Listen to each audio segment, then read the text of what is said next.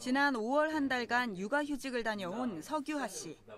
육아휴직 기간 동안 푹 쉬겠다는 생각에 기뻤지만 밤에도 2~3시간 간격으로 수유를 하고 아이를 돌보며 집안일을 병행하는 것이 생각보다 쉽지 않았습니다. 휴직을 끝내고 회사로 돌아왔을 때 오히려 활력을 되찾았다고도 말합니다. 둘이 봐도 이렇게 정말 밤새 힘들고 둘 다 좀비같이 생활을 하는데 혼자 보면은 정말 힘들겠구나. 내가 회사에서 직장 생활을 하는 게 정말 또 하나의 활력소였구나 라는 생각이 들어서 더 열심히 좀 일을 할 수가 있는 계기 마련. 최근 이처럼 육아휴직을 이용하는 아빠들은 늘고 있는 추세로 올해 9월까지 서울 지역 아빠 육아휴직자는 3,500명을 넘어서 지난해 같은 기간보다 30% 이상 증가했습니다. 전국적으로도 9월까지 8,000명을 넘어서며 올해 안에 10,000명을 돌파할 것이란 전망도 나옵니다. 특히 육아휴직을 사용한 뒤 아빠들은 물론 회사 차원의 만족도도 높은 것으로 나타났습니다. 지난 1월부터 아빠들에게 의무적으로 육아휴직을 사용하도록 한 대기업의 경우 휴직을 했던 직원들의 업무 효율성이 높아졌다는 평가입니다. 회사에 대한 만족도와 그리고 자부심이 많이 증가하였고 또한 육아를 실제로 경험하면서 여성 직원들의 고충을 깨닫게 되면서 양성평등에 대한 인식도 많이 높아진 것으로 보입니다.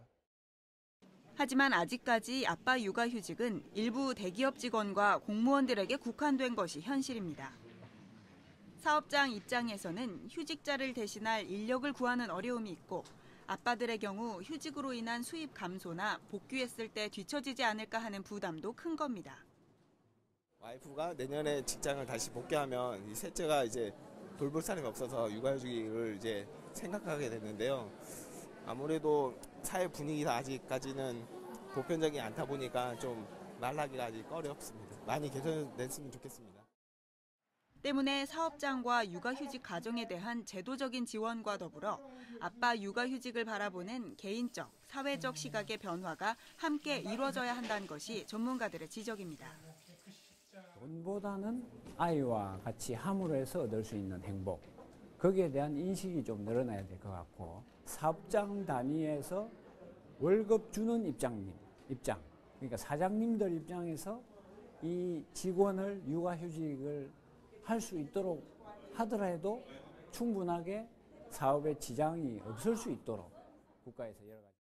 정부는 아빠 육아휴직 보너스제를 도입하고 아빠들을 위한 홈페이지를 개설하는 등 계속해서 정책을 확대해 나갈 방침입니다. 서울시도 아이조아 아빠교실을 운영하고 인구보건복지협회 서울지회를 비롯한 단체들과 함께 서울저출산 극복 사회인회의 사업 등을 추진하는 가운데 아빠 육아휴직의 확산이 일가정 양립과 저출산으로 이어지려면 보다 확산돼야 한다는 주장이 힘을 얻고 있습니다. TBS 김지희입니다.